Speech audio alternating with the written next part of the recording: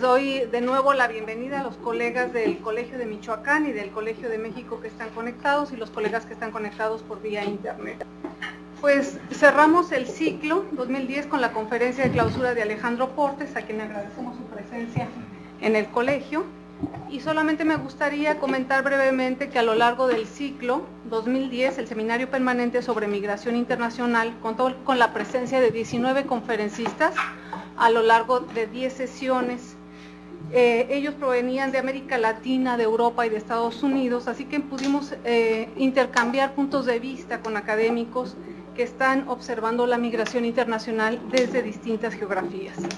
Este año el comité organizador, constituido por las instituciones que yo había mencionado, que es el Colmich, el CIESAS, el Instituto Mora y el Colegio de México, además de la Sociedad de Demografía, definimos como tema del ciclo 2010 la inequidad asociada a la migración internacional y contamos con las exposiciones sobre esta línea en áreas poco tratadas en ciclos anteriores, como los movimientos de retorno, además de que iniciamos una reflexión sobre la conexión entre los cambios medioambientales y la migración que tampoco habíamos abordado a lo largo de los 10 años que lleva el seminario en actividad. El escenario producido por este conjunto de conferencias, en una primera vista, muestra una diversidad cada vez mayor de situaciones de inequidad entre individuos y familias en contextos locales y regionales que responden a lógicas de interconexión mundial y donde los estados nacionales siguen teniendo un papel fundamental. Particularmente en el terreno de los derechos humanos, surgió la exigencia de ampliar el foco de la atención de los conceptos de seguridad a nivel del Estado a la seguridad de las personas en los procesos de movilidad humana, así como atender las políticas de emigración de los países de origen y de centrar un poco la gran atención que había sobre las políticas de inmigración en los países de destino. Estas aún vagas impresiones son sobre los escenarios producidos a lo largo del ciclo de este año. Serán pensadas por el comité organizador para definir las temáticas y los retos próximos que tenemos en el ciclo 2011. En esta tarea, los conferencistas que atienden al ciclo nos ayudan con sus ideas, su experiencia y su gran expertise en el tema, por lo que le agradecemos el cierre de este ciclo a Alejandro Portes, que nos brindará la conferencia de clausura, y cuyo título es La diversidad, capital social y cohesión. A nombre del comité organizador le doy la bienvenida y le agradezco también a nuestro colega Rodolfo Cruz del Departamento de Estudios de Población, que funja como moderador de esta sesión y presentador de Alejandro. Gracias, Laura. Pues buenas tardes, tengo el gusto y el honor de presentar a ustedes al profesor Alejandro Portes, quien es profesor de Sociología y director del Centro de Migración y Desarrollo en la Universidad de Princeton. Me estaba comentando que hace como 25 años que no regresaba por acá, por el colegio, estuvo en los inicios y ahora está de vuelta y me dice que no pensó que el colegio hubiese crecido tanto como lo está viendo ahora. El profesor Portes es autor de cientos de artículos y capítulos de libros sobre desarrollo nacional, migración internacional, urbanización en América Latina y el Caribe y sociología económica.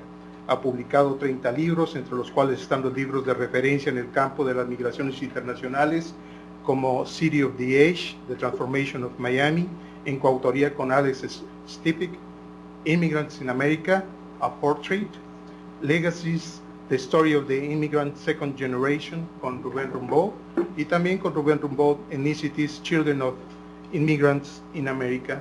También nos ha traído 3 libros que se quedarán aquí en la biblioteca, uno que ya está traducido, que es coautoriado con Rubén Rumbaud, América Inmigrante, el otro que es el Economic Sociology, A Systematic Inquiry, de Alejandro Portes, y otro que también está ya traducido, que lo pueden encontrar, El País Transnacional, Migración Mexicana y Cambio Social a través de la frontera, donde él es coordinador junto con Marina Ariza, una colega que seguramente todos ustedes conocen también. Por estos libros que mencioné anteriormente, El profesor Portes ha obtenido varios premios, entre ellos el Robert Park como mejor libro en sociología urbana, Leeds Award por mejor libro en antropología urbana, la designación de publicación centenaria por la Universidad of California Press y el Distinguished Scholarship Award de la Asociación Americana de Sociología y el Thomas and Florian Snaniek Award. 5 volúmenes de sus ensayos de colección han sido publicados en inglés, español y portugués. El doctor Portes fue profesor miembro del Russell Sage Foundation, ha recibido doctorados honoris causa en varias universidades de Estados Unidos y de la Universidad de Génova. Y bueno, yo creo que para muchos de los que estamos aquí ha sido una referencia, muchas lecturas de él. Hemos tenido el gusto y el placer de leerlas en nuestros trabajos que hemos estado desarrollando como académicos, tanto cuando estábamos en la maestría o en el doctorado. A mí me tocó el placer de conocerlo en Austin, Texas, y la verdad sigue siendo un patrón, un modelo a seguir en cuanto al desarrollo conceptual y teórico que ha desarrollado el profesor Portes. Sin más, le doy la palabra y la más cordial bienvenida. Bueno, muchas gracias, Rodolfo, y gracias a todos por estar acá. Es un placer, a pesar de que es un largo viaje desde Princeton hasta Tijuana, pero no sufro mucho de jet lag, así que creo que vamos a poderlo hacer. Dice aquí que el tiempo de que dispongo de 40 minutos. Por anticipado le voy a advertir al moderador que quizás me pase un poco de ese tiempo, y no porque la conferencia sea tan larga, sino que voy a estar efectuando una traducción simultánea a la versión en inglés que va camino de su publicación en el Annual Review of Sociology. Todavía no ha sido traducida al castellano. Incluso el título y las pocas tablas que voy a compartir con ustedes están en inglés, pero confío en que podamos entenderlas en términos de ese tiempo. Ahora la presentación la voy a hacer en castellano sobre este tema de capital social, diversidad y cohesión, que me pareció importante porque es uno de los temas más recientes y uno de los temas de debate más recientes en el pensamiento sobre este tema en Norteamérica, en el pensamiento social y político.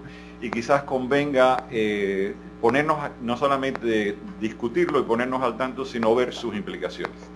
El concepto de capital social es probablemente el producto de exportación más exitoso de la sociología al resto de la academia y del público en los últimos años.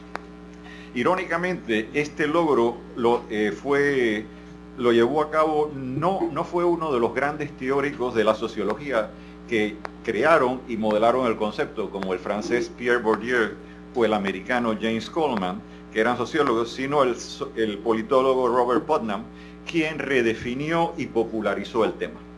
Como ya hemos visto en numerosas reseñas, el concepto de capital social sobre el que escribía Bourdieu tiene mucho que ver con lo que después, con posterioridad, se convirtió.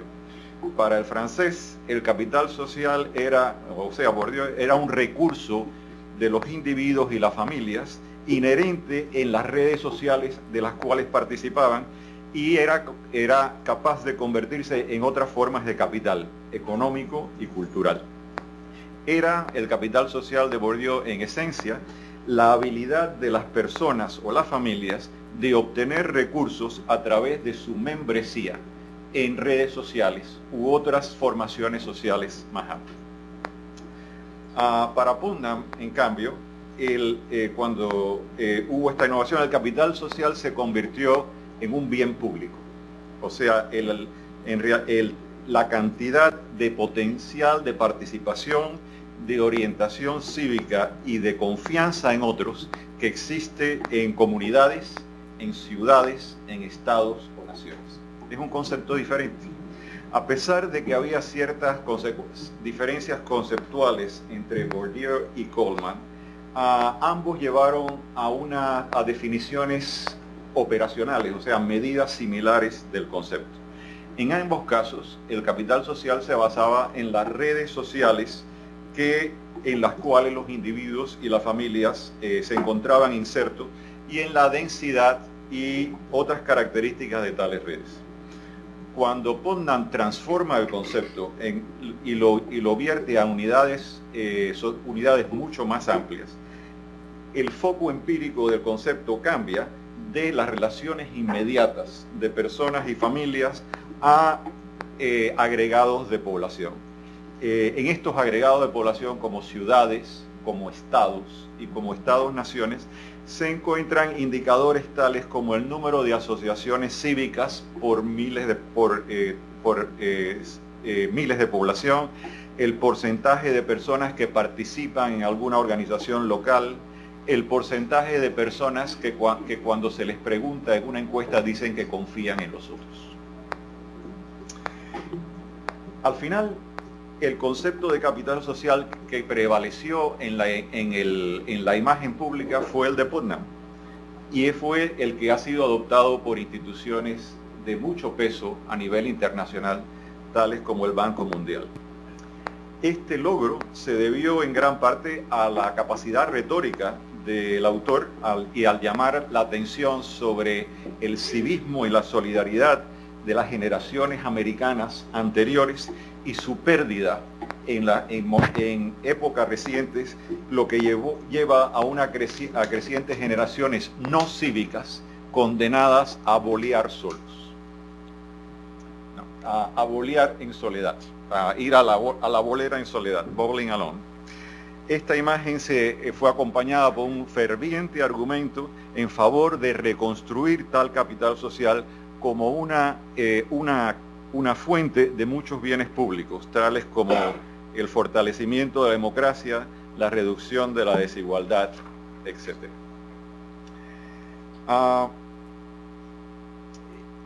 Al comenzar esta reseña, quisiera simplemente señalar lo que voy a tratar de hacer lo que trato de hacer en este trabajo.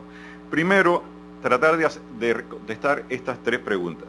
Primera, ¿es realmente el capital social, definido como comunitarianismo y confianza generalizada, la potente fuerza causal que nos dice Putnam y sus seguidores? Segundo, ¿es esta la única forma de cohesión social o la base predominante de cohesión en la sociedad moderna? Y tercero, ¿cuáles son los efectos reales de la inmigración, tanto en la diversidad como en la cohesión social? Después que Putnam redefinió el concepto de capital social como civismo y comunitarismo, hubo una serie de críticas al respecto, en las cuales no voy a tener tiempo de entrar. Simplemente me voy a referir a la mía propia, publicada en 1998, y donde simplemente señalaba que para que el argumento del politólogo de Harvard pudiese tomarse seriamente, harían falta tres requisitos metodológicos. Primero, el capital social tendría que ser definido conceptual y empíricamente como distinto de sus consecuencias. Si no, es una tautología, o sea, el argumento es circular. Segundo, las medidas de capital social debían ser tomadas antes que sus consecuencias teorizadas, porque si no, no se sabe qué lleva a qué, o sea, cuál es causa y cuál efecto. Y tercero, es necesario controlar por otras variables importantes para evitar el peligro de argumentos espurios, o sea, argumentos en el cual la supuesta causa no es más que consecuencia de un factor anterior que también afecta a la consecuencia. O sea, un argumento espurio donde A y B no realmente se relacionan, sino que se deben a X, a una X anterior que causa los dos. La respuesta de Putnam a sus críticos fue juntar una enorme cantidad de material empírico y analizarlo tratando de responder a estos criterios. El resultado fue su libro, publicado en el 2000, que se llama Bowling Alone, habiendo construido un índice de 14 indicadores de capital social a nivel de los estados de la Unión, Putnam procedió a relacionarlo con una serie de resultados colectivos, incluyendo la educación y el bienestar de los niños, la existencia de vecindarios productivos y en paz, la prosperidad económica, la felicidad, la salud y la democracia. Los resultados que aparecieron en sucesivos capítulos de ese libro procedieron a demostrar empíricamente la relación positiva entre el índice de capital social y cada uno de estos bienes públicos que son altamente deseables para todos.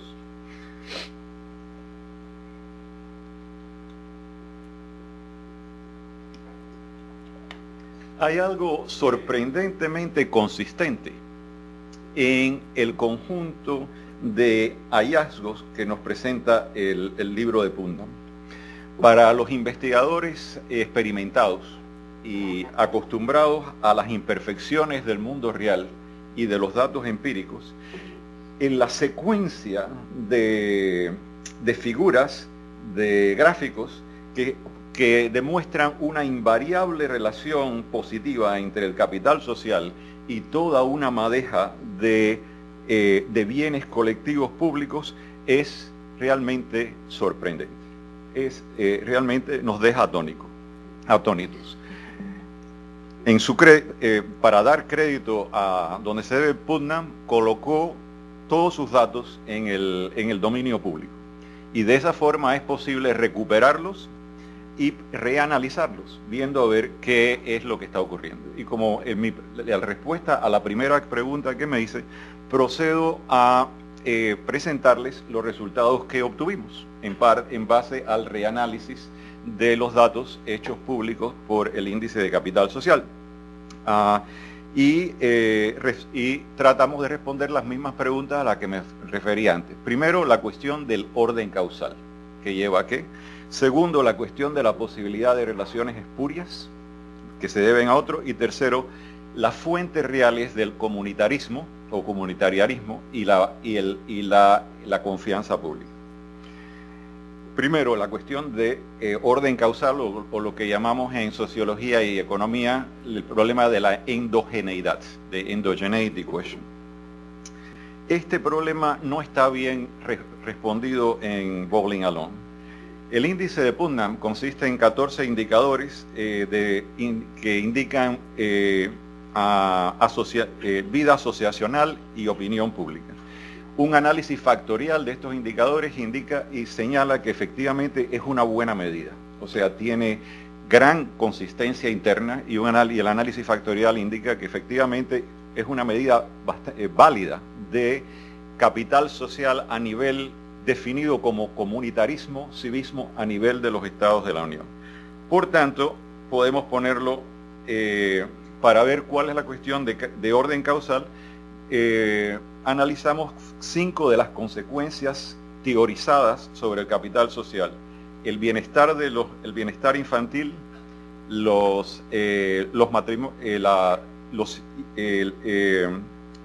single parenthood, los padres solteros, la desigualdad económica, la pobreza y un índice general de la salud en la población. El bienestar infantil se medía por un índice que se llama Los Niños Cuentan, hecho a nivel de cada uno de los estados, cuyos componentes hacen razonable pensar que debe estar asociado con el civismo y las actitudes de confianza que se unen dentro del índice de capital social de Putnam.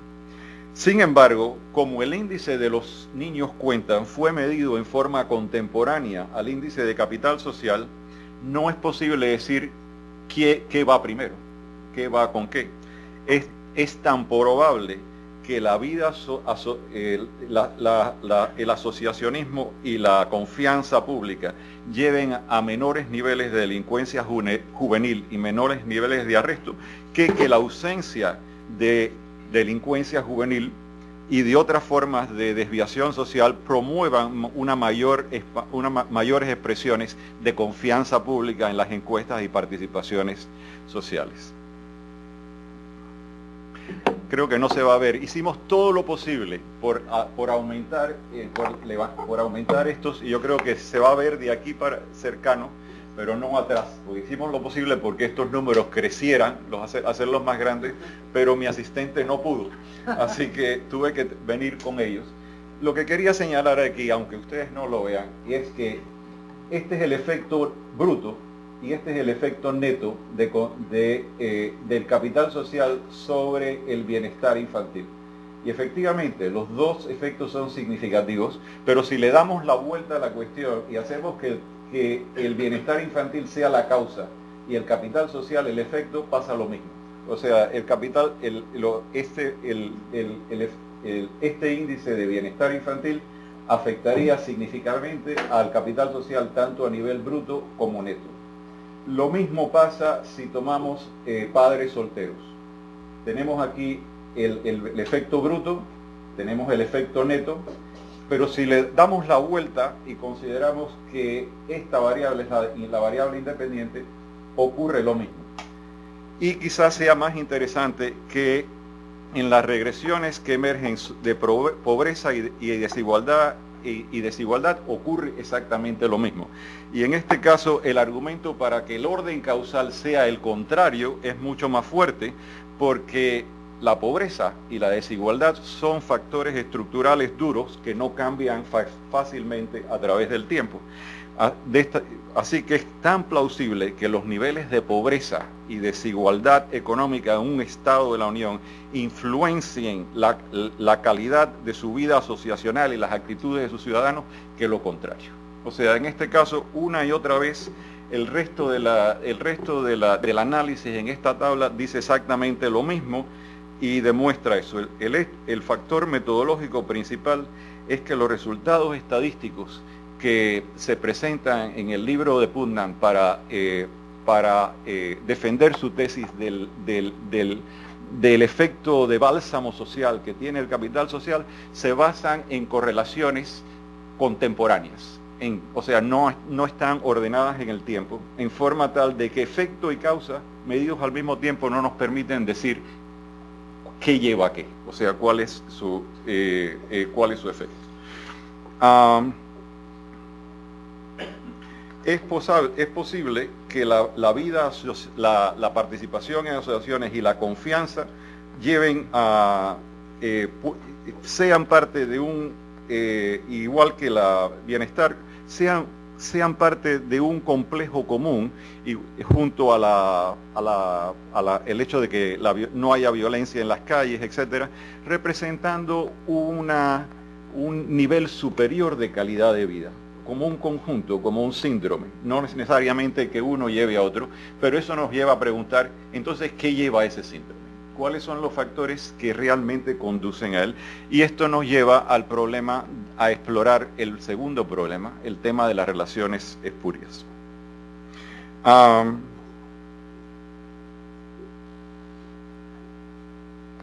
En este caso vemos otra tabla que es ilegible, pero la voy a leer también. Tomemos el caso voy a dar el ejemplo textual y después me voy a referir de los logros académicos. La teoría que se presenta en Bowling Alone es que una participación asociativa fuerte y una ciudadanía cívica hacen que los estudiantes obtengan mejores logros académicos en términos de notas, etcétera, y eso aparece en el libro como una serie de gráficos bivariantes demostrando una fuerte relación entre las dos variables, logros académicos y el índice de capital social. Sin embargo, como la primera columna de esta tabla señala, una vez que controlamos por algunas pocas variables relevantes, tales como la desigualdad social y la pobreza, la relación entre el índice de capital social y los logros académicos se vuelve estadísticamente insignificante. O sea, desaparece. y aquí están las otras variables que controlamos. Pobreza, y en este caso controlamos por desigualdad social y pobrezas medidas 20 años antes, en forma tal de poder establecer un orden claro de causalidad. O sea, no es la desigualdad contemporánea, sino la pobreza medida 20 años antes. Y lo mismo ocurre con la pobreza. Si la pobreza es medida una vez que se controla por otros factores, quitando pues el efecto se vuelve insignificante. Una y otra vez nos encontramos que la relación del famoso bálsamo social predicado en el libro y sus supuestos efectos en términos de bienes públicos desaparece cuando se controlan por algunas otras variables importantes, lo que señala a nuestro ver la evidencia de efectos espurios, de que estas son relaciones, las dos cosas ocurren al mismo tiempo, pero sus factores causales son otros. Hay una sola excepción a este patrón y está en la última columna. El efecto sobre la desigualdad social no desaparece. O sea, en este caso sí hay una relación, al parecer, entre el capital social como civismo y la desigualdad social, lo que nos lleva a preguntar si esto es así, si el capital social definido así no es una panacea universal, pero tiene un efecto importante sobre la desigualdad, convendría entonces saber, la pregunta lógica es, ¿qué lleva al capital social? O sea, ¿cuáles son las fuentes de este fenómeno? Es claro, en base a este análisis, que el capital social y la desigualdad económica están íntimamente asociadas. El capital social que define Putnam y la desigualdad económica están íntimamente asociadas. En los resultados de esta tabla, que sí se va a ver mejor, para cambiar, un poquito mejor, vemos que efectivamente cuando la desigualdad social medida 20 años antes, junto con el nivel de educación de la población del Estado, tiene un efecto muy importante en el surgimiento de capital social. Explican las dos variables en este 22% de la varianza, en el índice de capital social medido así. Si paramos el análisis en este momento, podríamos concluir que la desigualdad económica es un determinante crucial del civismo, pero que el civismo a su vez lleva posteriormente a menores niveles de desigualdad, una especie de círculo virtuoso para los estados que tienen menor desigualdad y círculo vicioso para los que están en una situación contraria. Parecería un argumento elegante y podríamos concluir ahí, pero resulta que es posible también teorizar que ambos, desigualdad social y capital social medido como civismo, son consecuencias de factores históricos y demográficos más profundos que juegan un papel en ambos y que los explican, en el sentido de que la relación entre ambos no es tan causal como parece, sino que puede también ser espuria. Como sabemos, existen enormes diferencias regionales en términos de la riqueza y su distribución en el país del norte, con el sur de Norteamérica, estando en general al final de la distribución en términos de regiones, el sur es la región más pobre.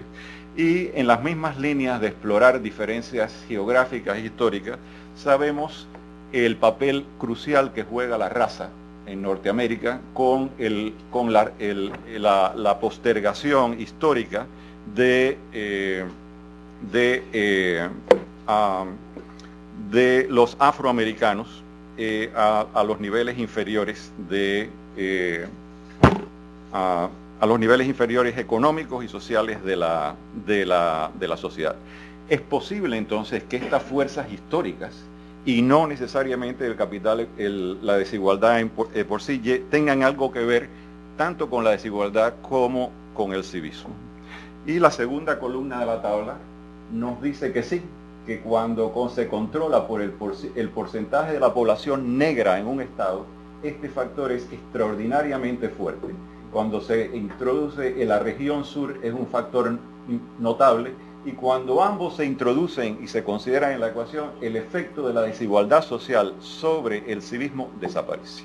O sea que no es desigualdad social, sino son estos factores históricos más profundos, y vemos que la varianza explicada salta del 22% de la varianza en el índice de capital social al 52%. O sea que ya estamos sobre algo importante de ver cuáles son estos factores históricos. Pero hay algo más, todavía la historia no se termina ahí, porque resulta que los estados no sureños también fueron los receptores por mucho tiempo de la población más educada de la que provino de las sucesivas oleadas de inmigración europea a fines del siglo XIX y principios del siglo XX. Tal inmigración, la inmigración europea, como sabemos, fue muy diversa a Estados Unidos en términos de origen y cultura, y se originó de muchos países, en Italia, en Inglaterra, etc. Sin embargo, hay un grupo inmigrante altamente distintivo en términos de su característica, de su vida asociacional, de su vida comunitaria y de sus patrones de asentamiento en Norteamérica.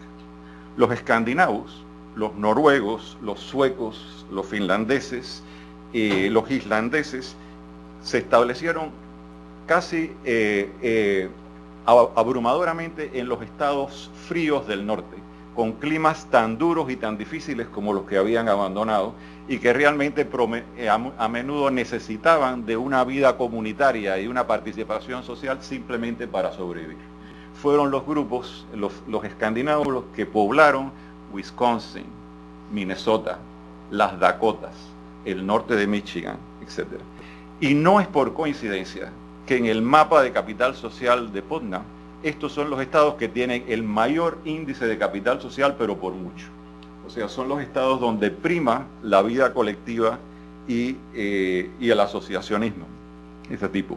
Por extensión, entonces, sería posible que entrar en el análisis esta variable, el porcentaje de la población de un estado que es de origen escandinavo, como un indicador de patrones de activismo comunitario y vida colectiva traída históricamente de este grupo desde sus países de origen. Tales tradiciones históricas podrían estar a la raíz tanto de la ausencia de desigualdad económica como del activismo que observamos a un siglo más tarde.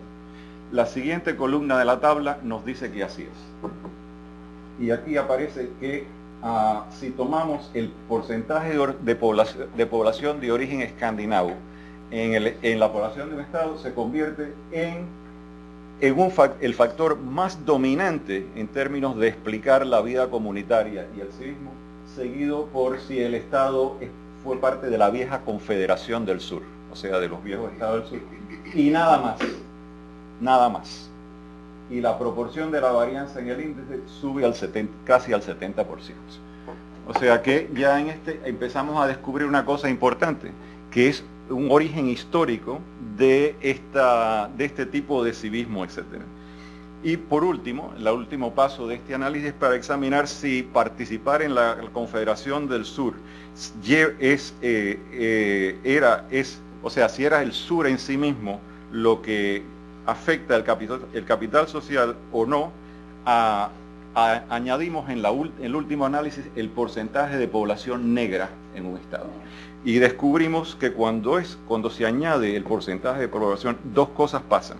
Primero, el efecto de que un estado fuera parte o no de la Confederación, aunque aún es negativo, se vuelve insignificante, cae insignificante. Y segundo, la proporción de la varianza explicada en el índice de capital social sube al 72%.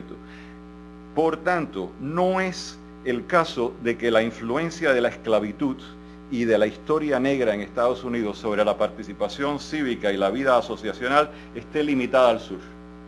No está limitada al sur, pasa en cualquier estado de la Unión. O sea, aquello que Gunnar Myrdal llamó en su tiempo el gran dilema americano, el dilema de la raza, aparece claramente situado en este caso. Y estas son las dos variables que explican 3/4 partes de la varianza en el famoso índice de capital social o civismo. O sea, porcentaje de población de origen escandinavo, no inglés, no irlandés, no italiano, nada más que este grupo. Y segundo, el porcentaje de población negra, uno positivo y otro negativo. ¿Qué implicaciones tiene esta primera parte del análisis? Bueno, la implicación teórica que quiero hacer, con la que quiero dejar esta primera parte del análisis, es que sí, el capital social es el producto de fuerzas históricas que están enterradas profundamente en la trayectoria de un país. No tiene ningún sentido promoverlo o propagandizarlo o exhortar a los miembros de una comunidad a que sean más comunitarios y que sean más participativos, porque el capital social no surge así.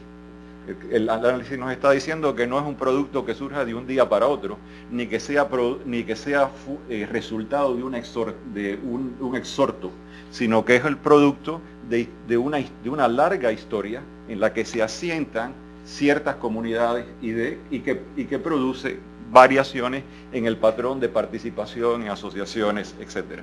Y por tanto la idea de que puede ser un bálsamo para la solución de problemas contemporáneos se vuelve mucho más problemática si en realidad las comunidades o los estados que poseen alto nivel de capital social lo poseen por razones históricas profundas que no pueden simplemente reproducirse de un día para otro.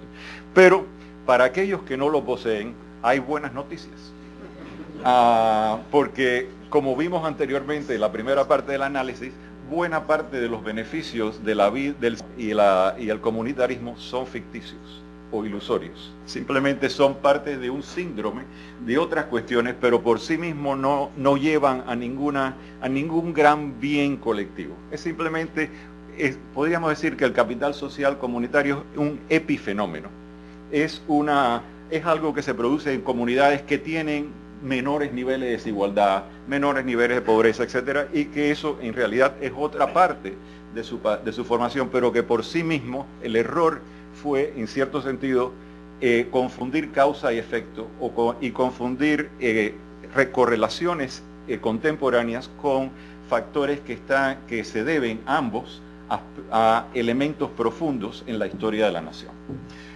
Ese es más o menos el análisis, el resultado del reanálisis de los resultados de Putnam.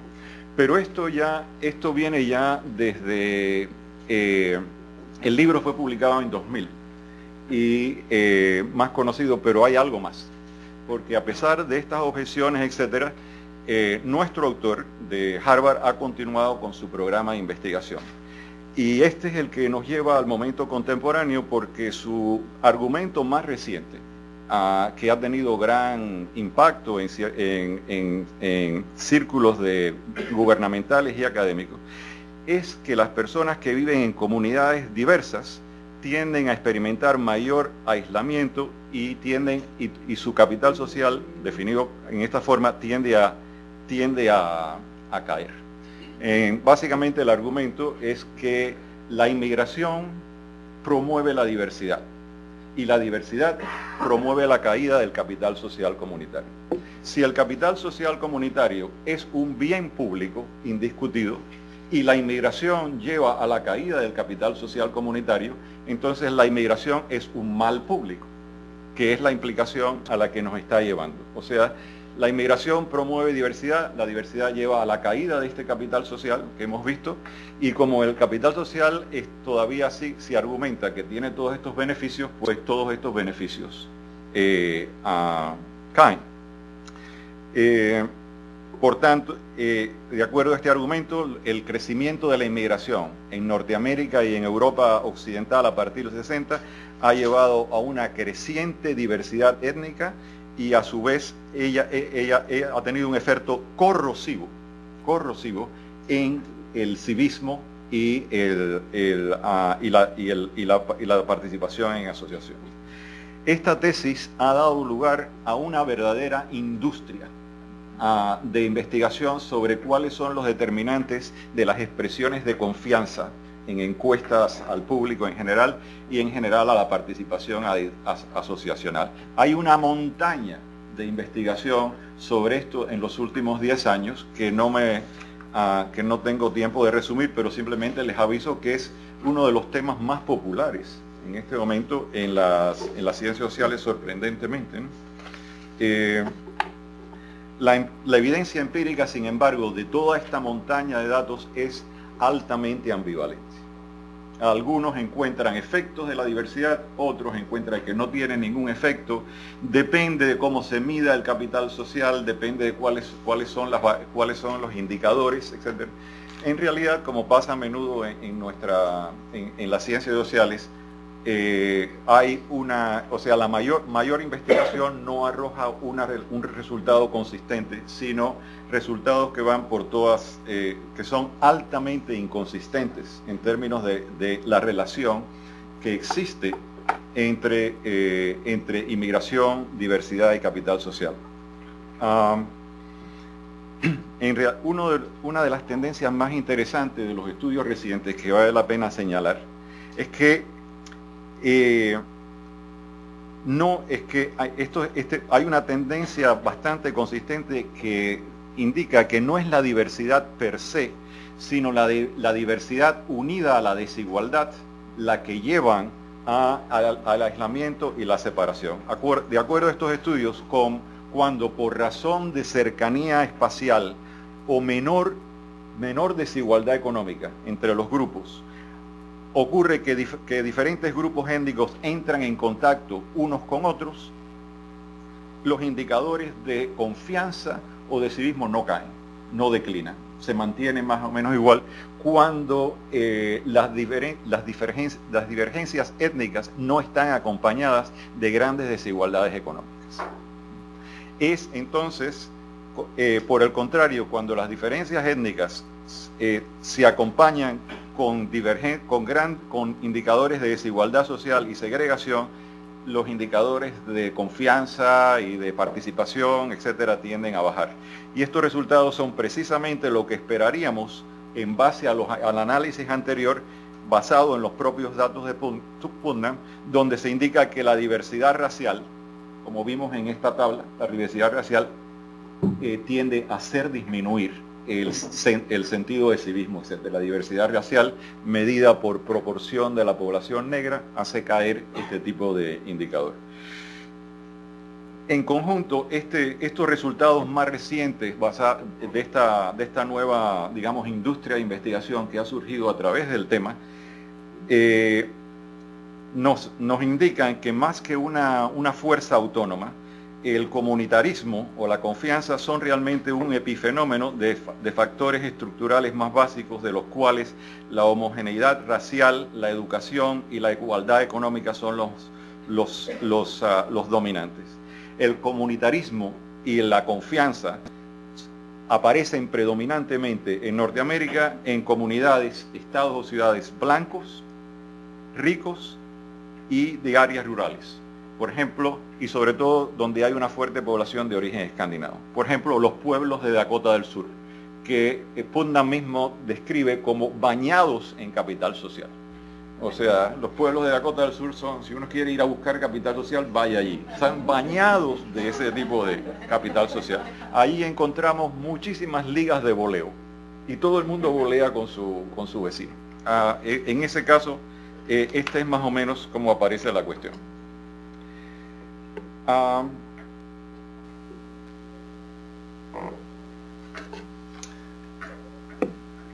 Pero yo creo que en este caso conviene preguntarse qué es lo que está ocurriendo aquí. Es cierto que la confianza básica y las ligas de voleo son muy buenas cosas si uno las quiere tener, pero valdría la pena preguntarse, y esto responde a la segunda pregunta que me hice al principio, si son un sine qua non para una sociedad viable. Para ver el punto más claramente que quiero señalar, conviene volver a los clásicos de la disciplina, clásicos que yo creo que la sociología también comparte en parte con la antropología y con la ciencia política, y que se olvidan bastante en el debate actual sobre si el civismo o las expresiones de confianza tienen los efectos que parecen tener. Durkheim, en su época, distinguía entre la solidaridad mecánica de las sociedades tradicionales basadas en la homogeneidad cultural y el conocimiento mutuo, y la solidaridad orgánica de las sociedades modernas basadas en la heterogeneidad, en la diferenciación de roles y en una división del trabajo altamente compleja.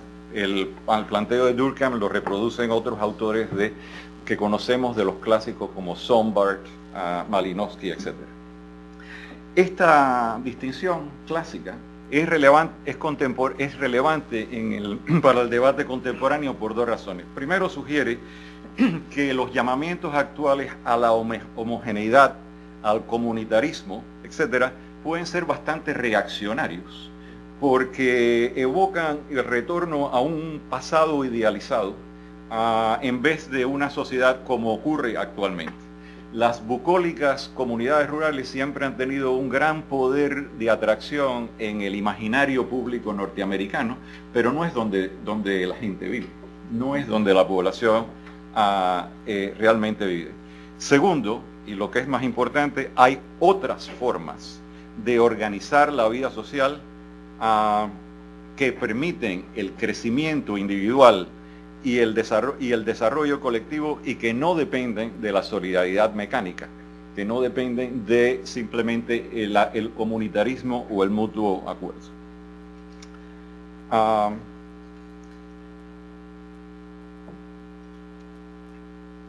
Si uno entra en un vagón del metro en Nueva York, se encuentra una escena que es exactamente lo opuesto al capital social de Putnam. Nadie se conoce, nadie se habla, y la gente se mira a uno a otro con por lo menos una cierta aversión mutua, como decía Simmel. Sin embargo, el tren llega a la estación a tiempo. La gente deja pasar a los que salen para que otros entren. Y aunque usted no conozca quién es el conductor del tren, el conductor del tren no tiene idea de quién es, no es su amigo ni nada, ni lo ha visto nunca, espera que el conductor del tren lo lleve sin problemas a su destino. Eso es el funcionamiento de la solidaridad orgánica en una sociedad compleja actual.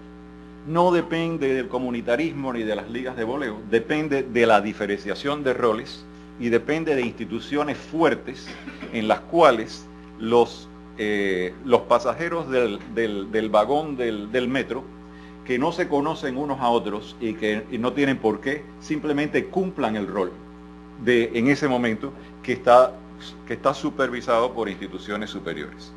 La solidaridad orgánica, no el comunitarismo, coordina la vida de millones de personas y hace posible el logro tanto de metas individuales como de aquellas colectivas. Si después de un día de esos pesados de trabajo en la oficina, usted quiere dejarlo, irse a tomar una cerveza con sus amigos en la liga de voleo, está perfectamente bien, pero eso no es sine qua non, ni condición necesaria para su condición de ciudadano y de participante en la vida colectiva actual. La solidaridad orgánica de Durkheim depende en tres condiciones. Primero, la diversidad entre miembros de la sociedad. Segundo, una división compleja del trabajo. Y tercero, la presencia de instituciones fuertes que coordinen y supervisen la vida social. Cuando estas condiciones existen, las redes comunitarias pueden o no estar presentes, pero no son requeridas para la continuación de un orden social viable. En tales circunstancias, las relaciones comunitarias y los grupos comunitarios y las asociaciones voluntarias pueden ser útiles, pueden ayudar y pueden jugar un papel extremo. Sin embargo, hay que hacer notar para no entrar en planes excesivamente celebratorios, que el comunitarismo excesivo puede a menudo crear obstáculos para la vida social colectiva al hacer avanzar intereses particularistas y puntos de vista estrechos sobre las metas universalistas de la sociedad global. Una sociedad sobreorganizada y sobreparticipativa puede generar efectos tan negativos como una sociedad totalmente atomizada. Y el caso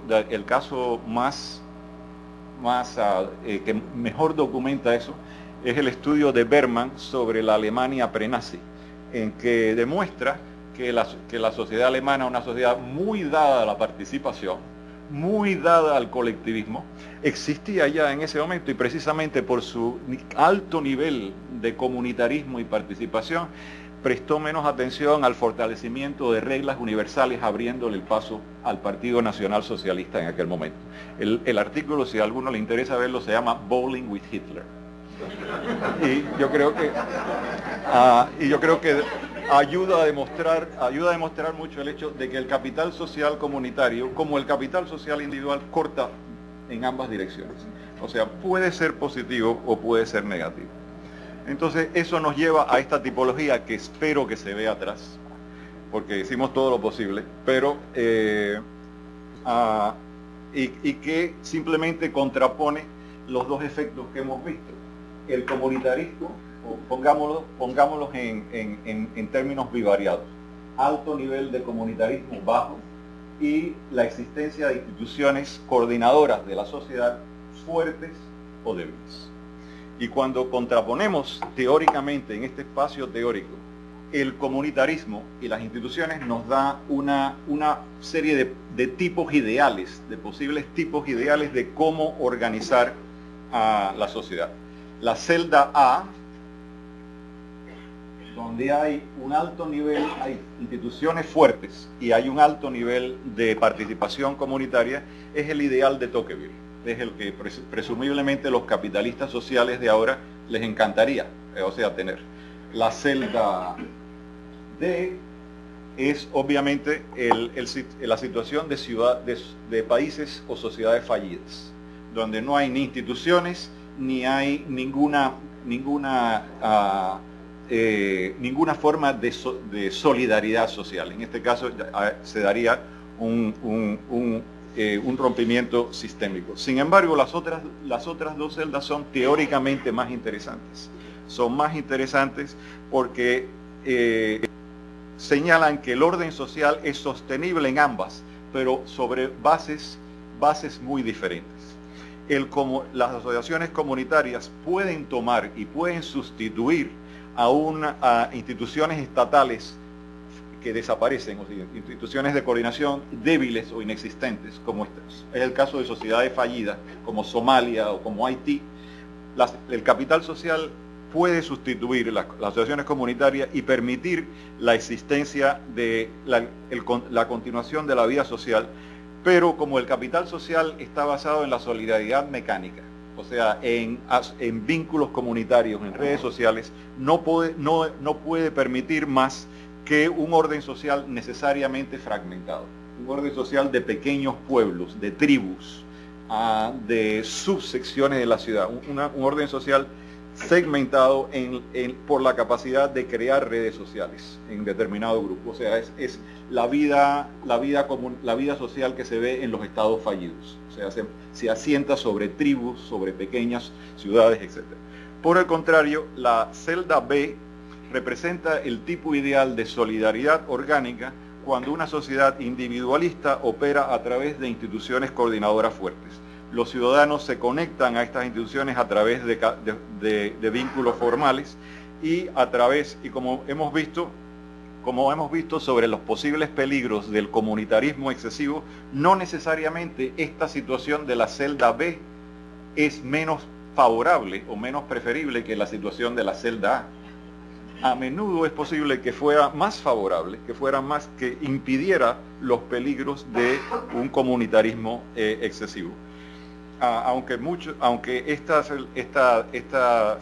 situación es atacada por los capitalistas sociales actuales como atomizada, si existen reglas universales e imparciales, y es a menudo más preferible que una población altamente movilizada en base o en búsqueda de intereses exclusivamente particularistas.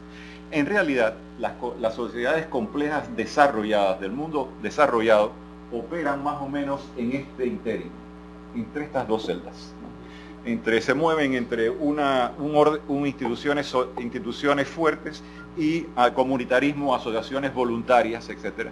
Mientras que las sociedades del tercer mundo más pobres y las más fallidas se debaten entre estas dos, sobreviviendo fundamentalmente en términos a los conocimientos personales, a las redes sociales, a la solidaridad mecánica, en la ausencia de instituciones fuertes que puedan proveer un nivel de coordinación y de cohesión superior.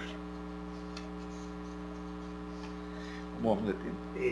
Vamos, 45 llevamos. Okay. Bueno, entonces voy a responder a la última pregunta y con eso terminamos. Voy a tratar de ir más rápido.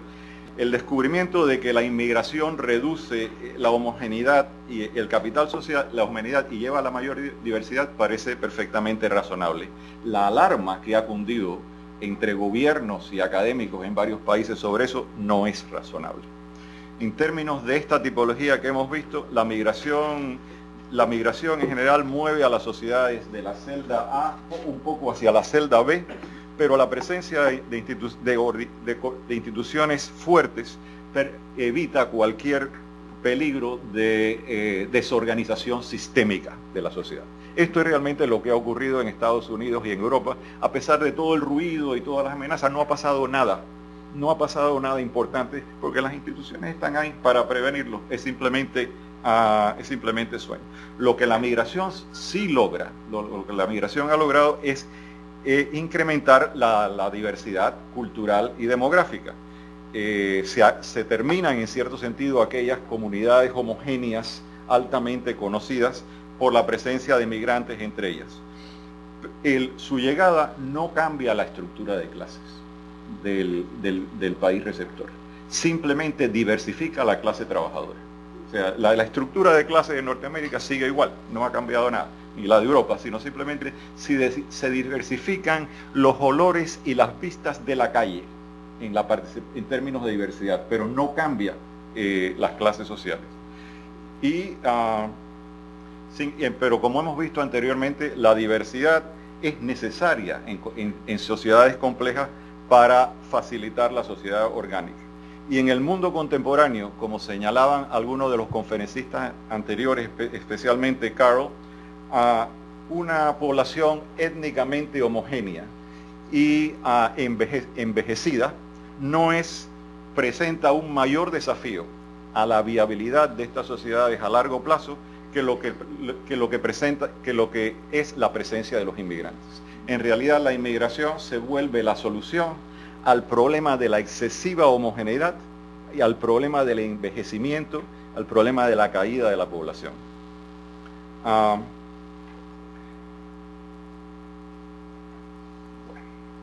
Para concluir,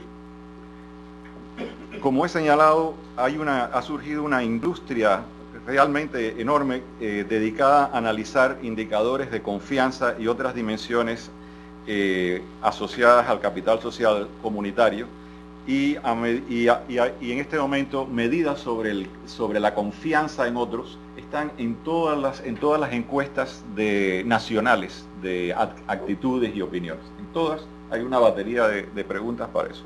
Y ha surgido una literatura secundaria para analizar los problemas metodológicos asociados a tales estudios. Yo no creo que la atención prestada a esto sea incuestionable, y creo que vale la pena preguntarse lo siguiente.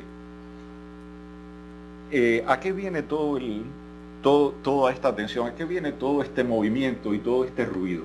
O sea, ¿es realmente opuesto en una forma más específica? ¿Es realmente cierto que la inversión enorme en tiempo y recursos para investigar el capital social comunitario hayan valido la pena? O una pregunta subsidiaria ¿es cierto que la inmigración contemporánea presenta el riesgo que parece presentar al capital social y a la vida cívica?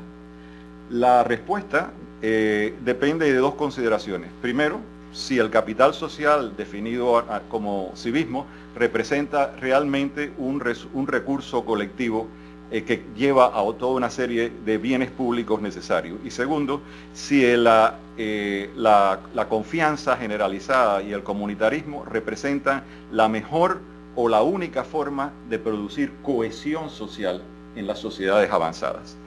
Los resultados del análisis empírico que les he presentado basado en los datos de Putnam y los resultados del análisis conceptual basados evocando a la figura de Durkheim señalan que las respuestas a ambas preguntas son negativas, es negativa.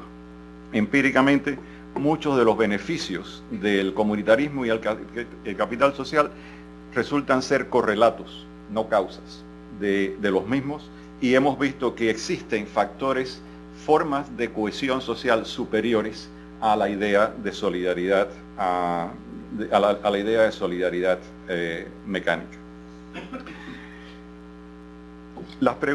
Estas respuestas a las dos preguntas finales que me planteo tienen un corolario final importante, que es el siguiente: la preocupación con las expresiones declinantes de confianza y con los efectos supuestamente negativos de la diversidad social y cultural llevan a distraer la atención de problemas mucho más importantes y mucho más urgentes, a distraer la atención de los decidores de política y de los académicos de problemas mucho más importantes y mucho más urgentes que si la gente expresa confianza en los otros en encuestas públicas o si va a bolear con sus vecinos o no.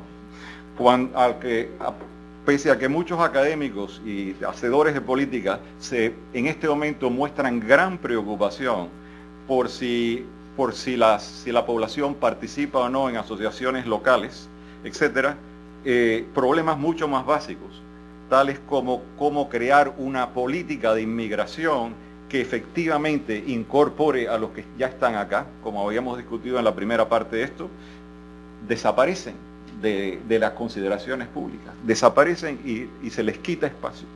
En este momento, los millones de dólares que se han gastado en Norteamérica en investigar si hay la confianza generalizada existe o no, o si la inmigración reduce o no la diversidad, pudiesen haber sido mucho mejor invertidos en un programa de manejo, en un programa de gerenciar la inmigración laboral e incorporar en forma flexible a los inmigrantes, estableciendo unas sendas claras, unas rutas claras para su incorporación económica y social.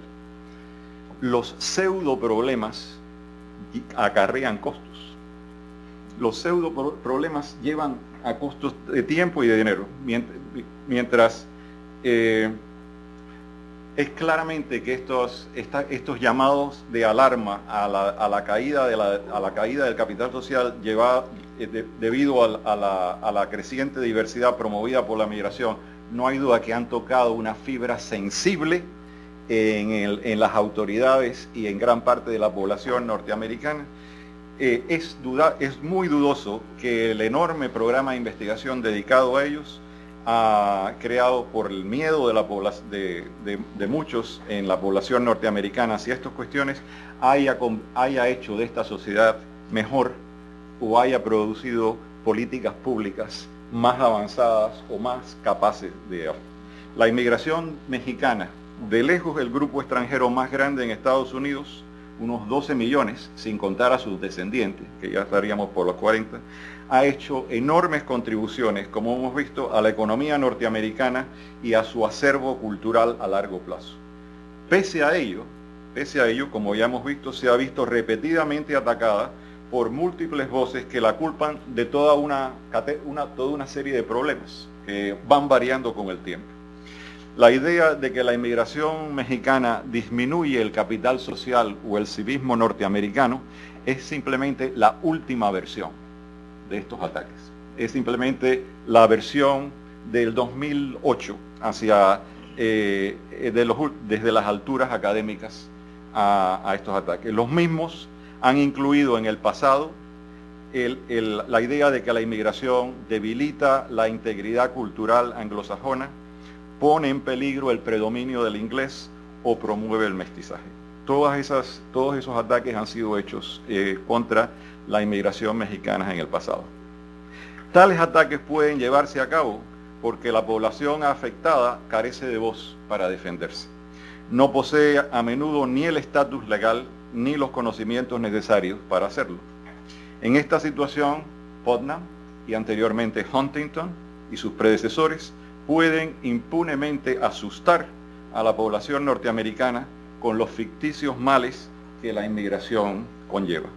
Es así como la diversidad cultural y el rejuvenecimiento de la población, contribuciones genuinas de la inmigración actual, se han convertido en manos de, en este momento, en una amenaza. Sin embargo, hay una cierta luz al final del túnel.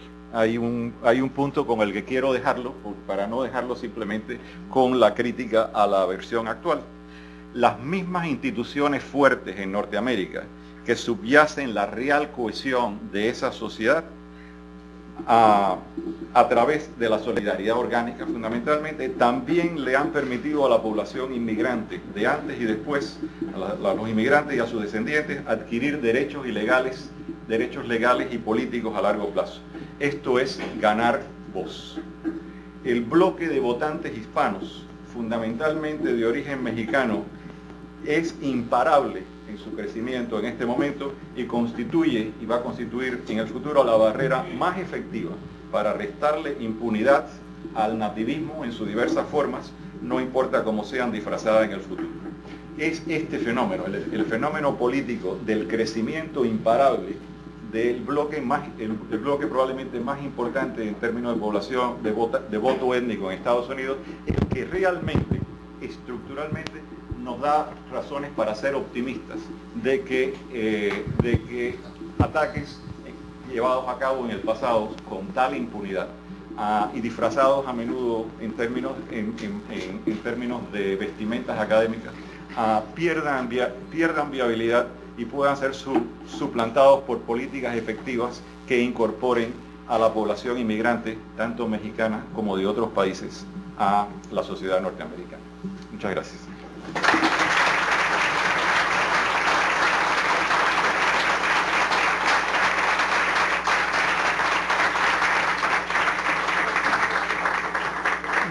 Muchas gracias, profesor Portes. Tenemos tiempo para algunas preguntas después de esta gran presentación del profesor Portes sobre capital social, sobre la diversidad y la inmigración. Me parece bastante enriquecedor. Entonces, sin más, abrimos el micrófono para aquellos que quieran hacer algún comentario, alguna pregunta para el profesor Portes. Perdón, allá está Elizabeth Meyer, después acá con Guillermo. Buenas tardes, muchas gracias por la conferencia, muy interesante. Quiero referirme a sus últimas palabras en realidad y preguntar cómo ve la influencia del fundamentalismo religioso en la posibilidad de que este emergente sujeto político, étnico, vamos a decir, se alía con intereses que no sean suyos y que finalmente asume posiciones del nativismo porque no están asociados únicamente con el nativismo, sino con el antiaborto, con el anti-gay, con otros elementos que yo veo en la sociedad. Existe como una oferta política y que no es, bueno, yo quisiera ver si hay estudios de esto, porque a nivel de intuición yo veo la posibilidad de que no sea homogéneo la posición política latina inmigrante. Es una gran pregunta. Gracias. Voy a tomar 2 o 3 preguntas Sí, a la vez. exactamente. Por favor. Guillermo, por favor. Enhorabuena por la conferencia. En un artículo suyo publicado aquí en el COLEF, precisamente, y va sobre esto último que estamos hablando del voto, usted ponía el ejemplo de Florida la migración cubana, cómo a partir del Mariel hay una reacción política de los republicanos nativistas precisamente, y la comunidad cubana sabe que se tiene que reorganizar para votar políticamente y ganar la mayoría, y efectivamente se cumplió.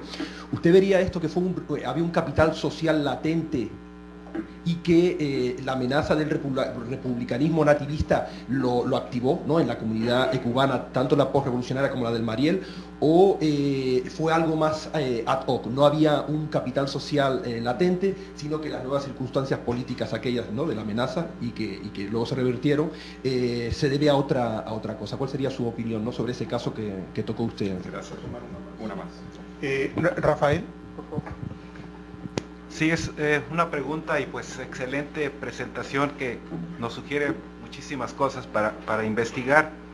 Y la pregunta es, ¿cómo combinar que la inmigración, a la vez que genera diversidad, como ha sido argumentado, se da también en un contexto de segregación en Estados Unidos? En concreto, por ejemplo, relacionándolo con la conferencia anterior, la presentación de Carol y Federico, que muestran cómo las comunidades, en este caso oaxaqueñas, llegan con una intensa vida social que obviamente contribuye al comunitarismo en Estados Unidos, pero todo esto se da en un contexto de segregación, y la imagen que se usa en Estados Unidos del domingo en la mañana, que todos los grupos van a sus celebraciones religiosas, pero todos segregados y separados. Entonces, ¿cómo pueden combinarse estas dos cosas? ¿Cómo pueden combinarse esas dos cosas? ¿Para qué? Para que la inmigración no venga a incrementar la segregación en Estados Unidos.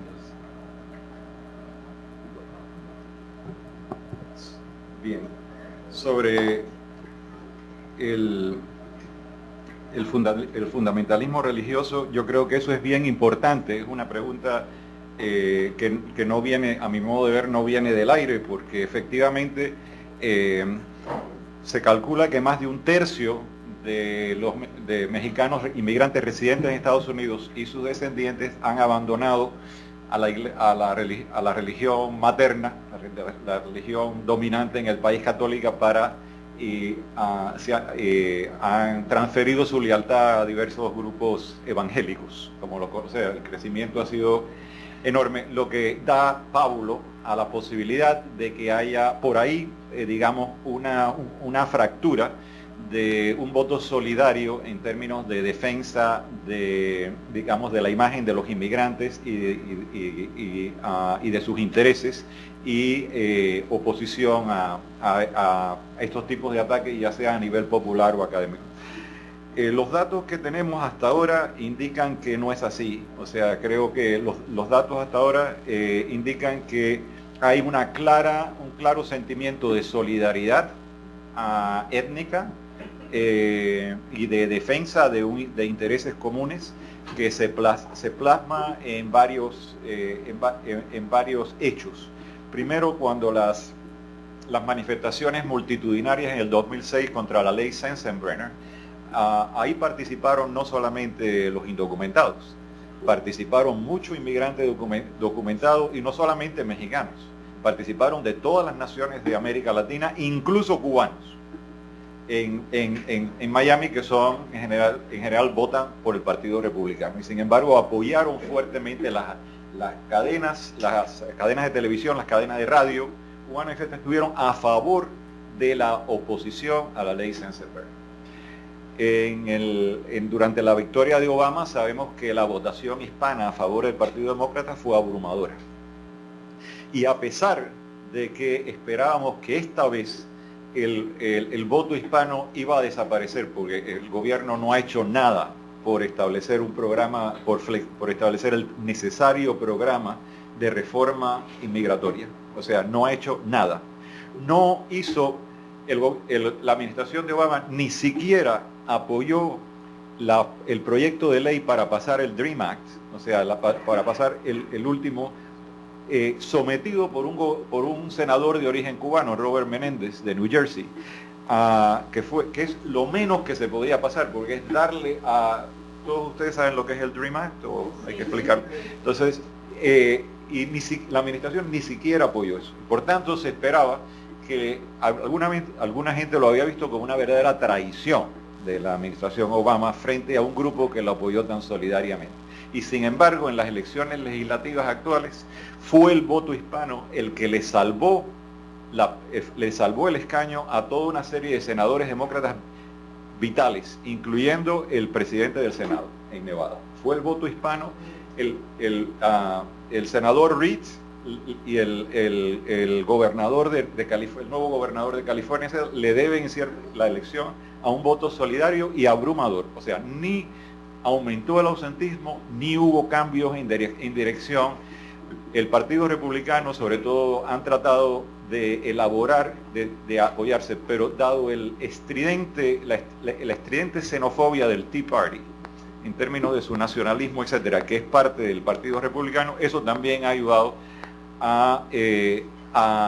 por oposición a mantener hasta ahora ese tipo de solidaridad. Yo creo que frente a ataques que son fundamentalmente xenófobos y que se centran particularmente en la población de origen latino y específicamente en la población de origen mexicano, no va a haber otra alternativa para el voto hispano que votar en bloque. O sea que frente a estas cuestiones, votar en bloque en base a eso, y se ha hecho también en términos, cada vez que ha habido una discusión sobre el bilingüismo y la defensa del bilingüismo real, etcétera, también ha habido una situación similar. Así que en ese sentido, la posible luz al final del túnel que había señalado todavía existe. Creo que tiene validez. Y me preguntaba sobre la historia de Miami, que es una historia bastante compleja, pero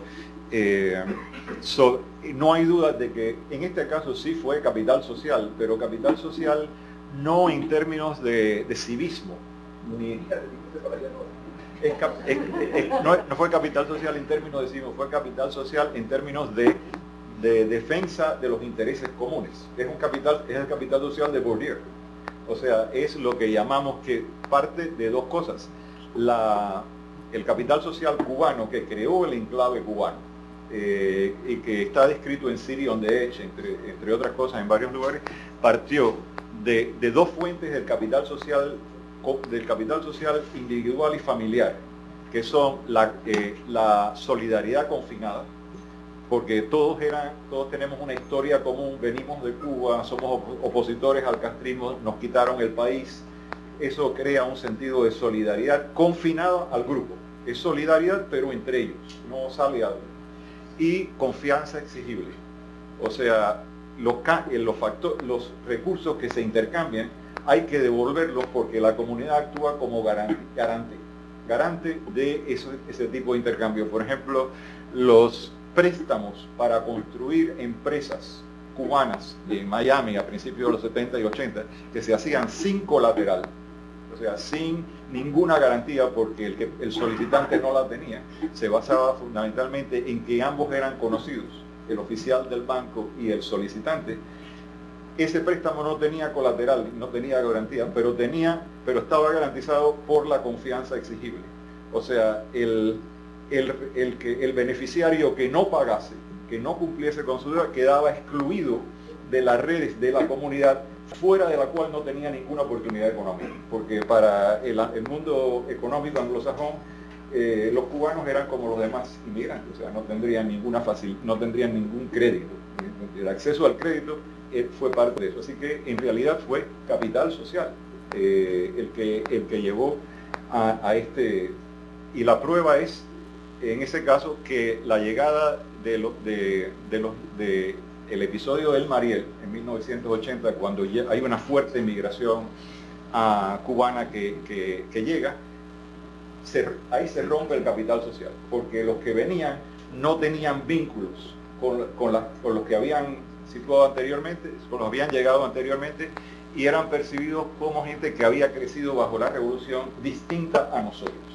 Y en ese momento, cuando uno ve el fenómeno realmente en Miami de dos comunidades cubanas, una una unida por el capital social anterior, que es la exitosa, la que se conoce, etcétera, y otra comunidad mucho más modesta, que llegó después de 1980 y donde las redes sociales crean todavía cierta solidaridad, pero son mucho más débiles en términos de los recursos a los que se puede acceder a través de ellos. Coral Gables y Hialeah, para los que conozcan Miami, nos dan los dos espacios distintos. Y yo no entendí muy bien la pregunta, Rafael, sobre inmigración y segregación. A mí me parece que, lógicamente, los estudios que ustedes han hecho, lo que ha hecho Federico y todos que aparecen, por cierto, algunos incluidos en ese libro, estudios tan detallados sobre comunidades emisoras, indican el tremendo poder de ese tipo de capital social, o sea, de mantener a la comunidad solidaria, de que alguien nos decía en la conferencia de Taxco, no sé si eras tú u otro de los antropólogos, que muchos de los migrantes no saben el nombre de las ciudades a las que van, sino que reportan a su pueblo, a la gente del pueblo de origen, que estuvieron en la fresa y estuvieron después en el algodón, porque eso es lo que conocen de aquí, lo que quiere decir que básicamente su vida está allá, no está aquí. Eso es muy importante en términos de vínculos, pero eso no afecta el problema del que hemos estado discutiendo. O sea, el hecho de que esos inmigrantes mantengan sus vínculos y sus lealtades, etcétera, no los empodera con respecto a la sociedad norteamericana, ni con respecto a los ataques que reciben. O sea, siguen siendo completamente inermes. No hay mucho poder en esos vínculos para darse vuelta y enfrentar los ataques los ataques, digamos, anti-inmigrantes, xenófobos dentro de la sociedad norteamericana. Hay capital para regresar, para mantener el sentido de la autoestima, para apoyarse mutuamente, pero hay que la forma de poder efectivamente actuar en Norteamérica y adquirir voz, no hay duda que es a través de la participación política y el voto. Muchas gracias. Vamos a dar pie para otras últimas preguntas y una ronda más. Está Estela, está Germán y por allá Silvia. Entonces, Estela, por favor. Muchas gracias por esta excelente presentación. No sé si esto. Yo tengo dos preguntas muy breves. Una es, ¿de qué forma, al estar escuchando presentación tan elocuente sobre cómo es que poco a poco va desglosando el concepto de capital social o comunitarismo de Putnam, y nos va demostrando que en realidad pues no hay tal, o no está vinculado con la diversidad. Me estaba preguntando si es que de verdad no está vinculado, estoy hablando del concepto de capital social de Putnam, no está vinculado con la diversidad, o es que no está medido como deberíamos con la diversidad, si es que no podríamos hablar de un capital social reactivo si lo midiéramos, por ejemplo, en términos de participación política, ¿no? Y bueno, me viene a la mente, por ejemplo, todas estas manifestaciones del Tea Party y todas estas manifestaciones que parecen en verdad tener miedo al otro, ¿no? Y a lo distinto. Esa es una. La segunda tiene que ver con cómo hacer la conexión entre el concepto de capital social tradicional de Coleman y de Bourdieu y de este concepto micro y de las redes y de lo que podemos tomar de ellas, que además las comunidades migrantes son tan ricas en ellas, y cómo pasar de allí a un concepto como un poco más macro, que es lo que no tiene que ser necesariamente un concepto a la Putnam, pero qué es lo que hace que se pase de este concepto, ¿verdad? Bueno, ni siquiera de esta del capital social micro al capital social organizativo, ¿no? ¿Qué es lo que potencia ese paso? Esa sería mi segunda pregunta. Gracias, Estela. Germán. Sí, rápidamente, gracias por esa excelente propuesta. Hay dos cosas, me gusta mucho porque me recuerda mucho la lectura de Robert Bellah, Hart, que le da un avance enorme a toda esa discusión del feminismo y individualismo. Y bueno, regresando a estos conceptos del funcionalismo, me parece que también hay otro elemento que lo has tocado, que es el proceso de socialización, y que en él puede también estar a la larga expresarse todo no solo el asunto de las redes, sino el asunto también del capital social. Pero lo que a mí más de pronto me ha interesado son algunos trabajos de tipo empírico, en los cuales hay enormes quejas de varones entrevistados, en el sentido de que, igual mujeres obviamente, no necesariamente se benefician del capital social de sus cónyuges o de sus coterráneos, ¿no? Entonces eso se me hace como muy interesante, porque también rompes un poco con esa imagen así como idílica, bucólica mencionabas tú, y creo que es importante, ¿no? O sea, seguirla trabajando, y también creo que recuperar un poco a Bourdieu dentro de esta concepción de capital social, obviamente también el capital simbólico y el capital político, particularmente ahora a partir de la participación mucho más amplia de los población de origen latino en los votos, puede ser como muy importante y le puede arrojar otro matiz a todo este asunto. Y finalmente también yo no sé si en este documento, no alcancé a ver todo, pero en este documento tú estás integrando ambos sexos, o hay una diferencia por género, y se hiciera qué tipo de resultados podría dar, ¿no? Gracias. Gracias, Germán. Silvia.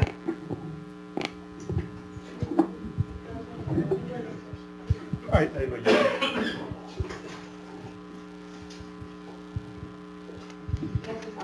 Muchísimas gracias por su conferencia.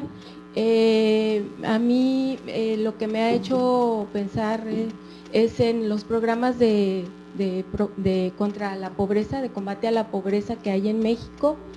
Y como usted ha dicho, existe ahora pues una gran industria para medir los niveles de confianza y cohesión social en las comunidades, y precisamente eso es lo que se hace en las evaluaciones de programas de combate a la pobreza en México, como es el caso del programa Hábitat, que es ahora pues uno de los programas dirigidos sobre todo a las poblaciones urbanas.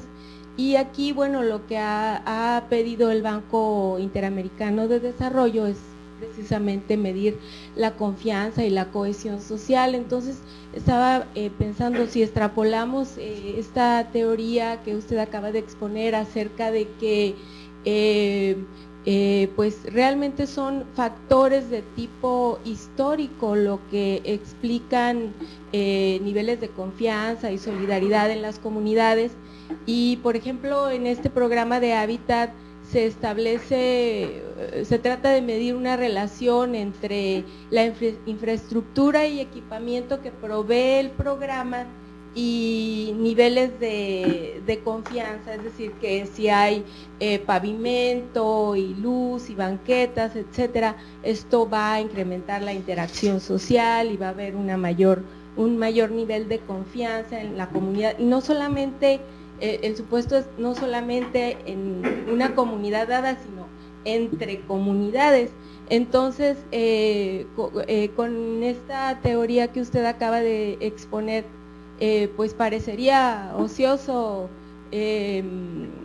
analizar esa relación, y bueno, me gustaría tener un comentario de su parte acerca de estos programas. Gracias. Vamos a dar una última a la coordinadora del seminario, que veo que tiene Un poco cansado, pero me quedaba una duda enorme sobre la articulación precisamente en estas posibilidades distintas entre confianza y diversidad, que realmente derivaba en modelos distintos de la gestión de la diversidad que tenemos en la gestión precisamente de la diversidad, del modelo comunitarista o el el modelo digamos, cultural.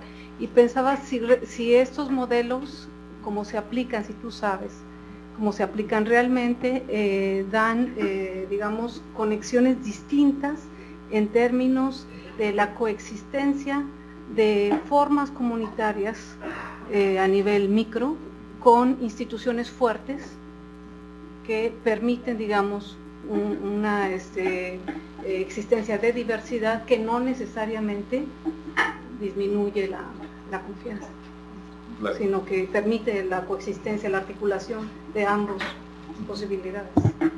Gracias, Silvia. Bueno, ambas preguntas, casi todas las preguntas se parecen, tienen ciertas similitudes, y me alegra que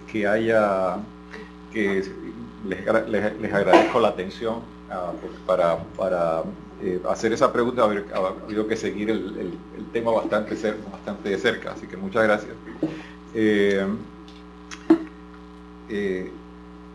Sobre la primera pregunta de Estela, diversidad y capital social, civismo, no hay duda de que la diversidad conlleva muchas veces una disminución del capital social comunitario, dicho así, porque es cierto que hay un grupo, una sociedad una ciudad que hasta este momento ha sido poblada por gente que tiene 3 o 4 generaciones en el país y todos se conocen o más o menos es homogéneo, y de pronto le caen 20.000 mexicanos, pues obviamente que hay diversidad y hay posibilidades de que haya y que haya menos confianza, etc. Mi argumento no es que eso no pase, mi argumento es que no es tan importante. O sea, que esa no es que la diversidad requiere precisamente el hecho de instituciones fuertes, y que la diversidad para los fines colectivos de la nación es positiva. O sea, contribuye culturalmente, contribuye económicamente, contribuye a rejuvenecer. Que haya, o sea, eso, en ese sentido, el problema es que el argumento de Putnam es que el capital social colectivo es un bien común, y si decae, entonces van a decaer toda una serie de bienes públicos, etc. No es cierto, no es cierto. La diversidad tiene otras consecuencias, etc. Pero es verdad que esa diversidad lleva, en determinado momento, cuando crece mucho la población inmigrante, puede generar una reacción entre aquellos que participaban en las ligas de voleo, o sea, entre aquellos que acostumbrados a la cuestión de que nuestra ciudad ya no es la misma. O sea, eso es integrable a lo que señalaba. Esa reacción la experimentan en general las clases trabajadoras. O sea, en general los grupos dentro de la sociedad norteamericana menos privilegiados, los más sufridos, los más golpeados por la crisis global, los que perdieron su empleo porque las corporaciones exportaron esos empleos, los que no tienen dónde, ese grupo es el que forma el Tea Party. O sea, ese es el grupo que realmente es la tropa de choque, los que lo integran y los que se sienten más amenazados. Las clases medias no se sienten amenazadas, ni las clases dominantes. La estructura de clase no ha cambiado, sino fundamentalmente son los grupos más golpeados por la globalización, que sin tener los elementos de juicio para entender lo que está ocurriendo, se dan vuelta y vuelcan su frustración en lo que ven. Y lo que ven en las calles es todos estos mexicanos, que de dónde salieron, etcétera. O sea, su animadversión tiene un origen que ellos no entienden y que se vuelve en esta cuestión. Ese tipo de Tea Party organización, eso es civismo y capital social a la Putnam. No están reuniéndose y están participando y están movilizando. Eso es positivo para la sociedad global. Entonces, en ese caso, lo importante es apoyar las instituciones estatales, las reglas universalistas, la no discriminación, o sea, todo lo que señalaba Carol anteriormente de apoyar la ley. ¿Qué es la ley? La ley es el planteo universalista en contra de estos particularismos.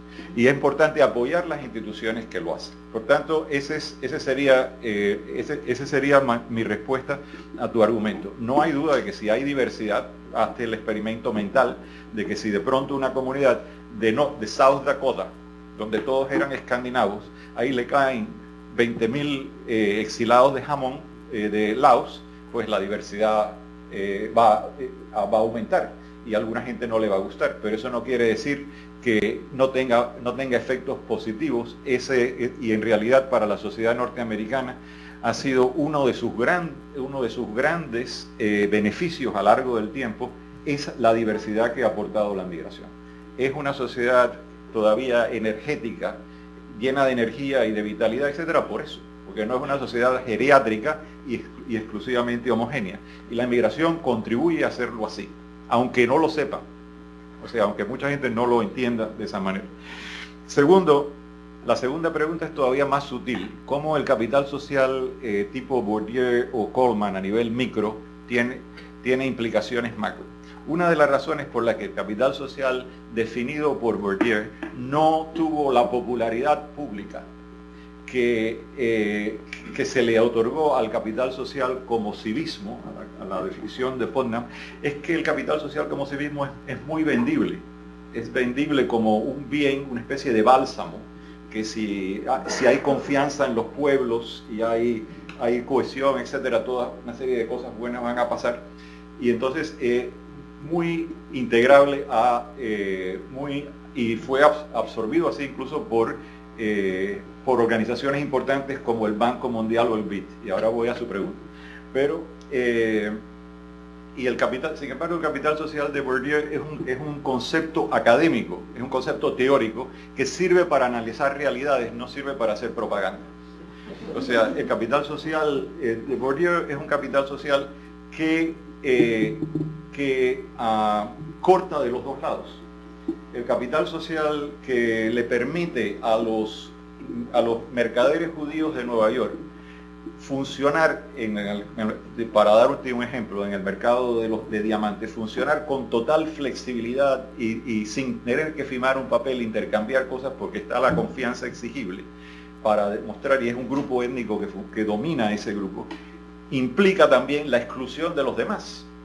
O sea, ese grupo tiene alto capital social y en base a ese capital social genera su privilegio, pero implica la exclusión de los que no lo tienen. Ese es uno de las formas en que el capital social, analizado de esa forma, corta de ambas partes. Y como corta de ambas partes, no es un remedio vendible. Además, nota la diferencia que hay entre el capital social de Putnam, el capital social como civismo y el capital social como redes sociales y recursos a nivel individual.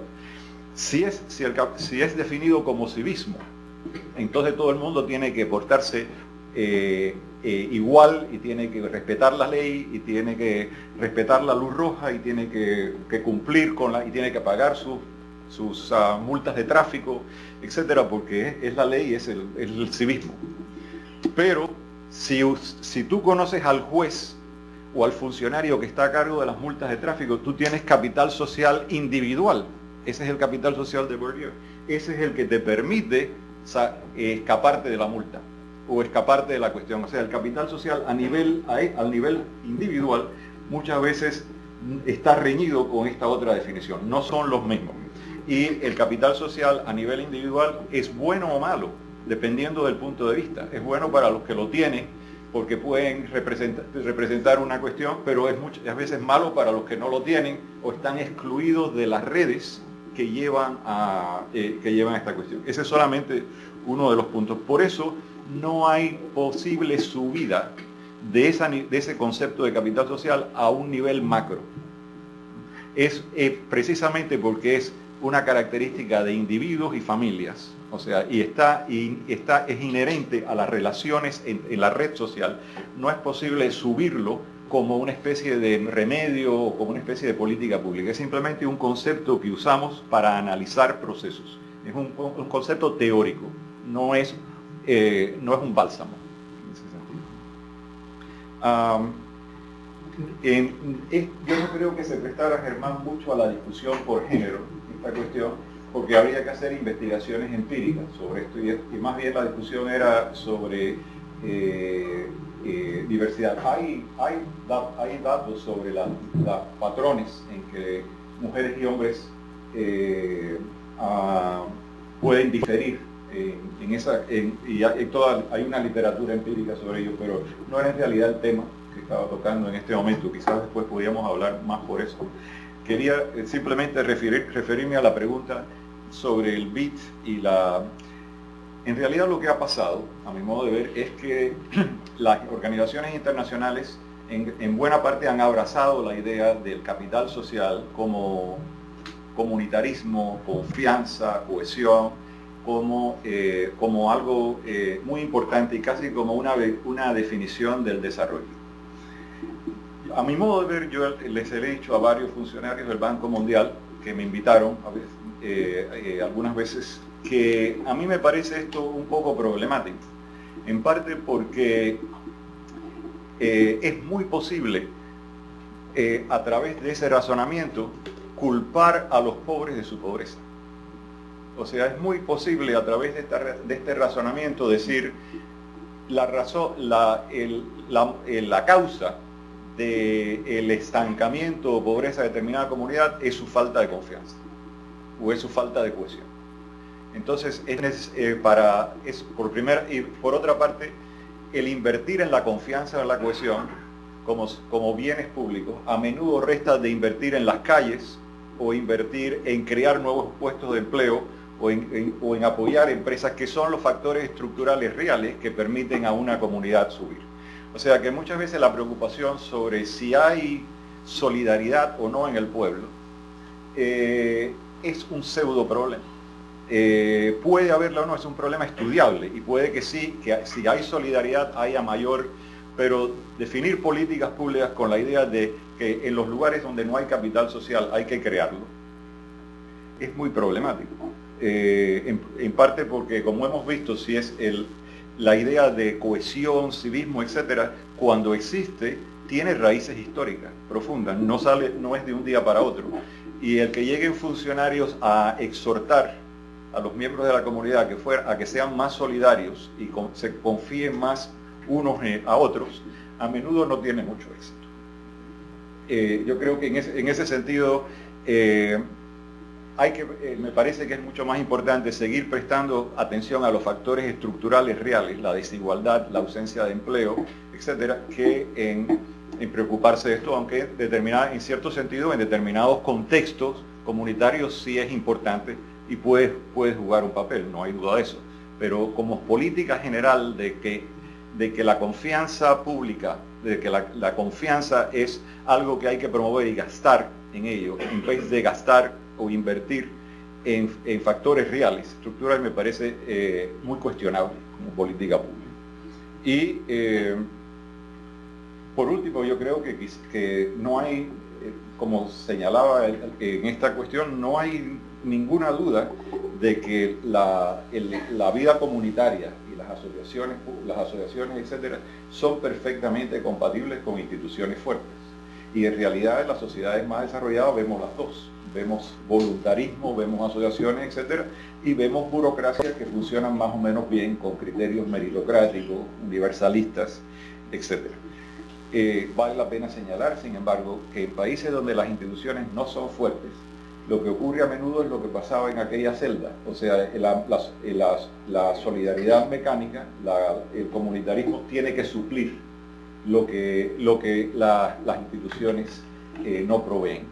Me parece que en muchas partes, en muchas comunidades rurales de América Latina eso es lo que ocurre. Como los gobiernos son débiles, son corruptos, no hay confianza en la autoridad pública, etcétera, la confianza y las bases solidarias de la cohesión se vuelven hacia adentro, o sea, que son parte de la comunidad, se vuelven la gente que se conoce y el pueblo, etcétera. Es la forma de proceder porque no hay instituciones superiores en las cuales cuando no hay mercado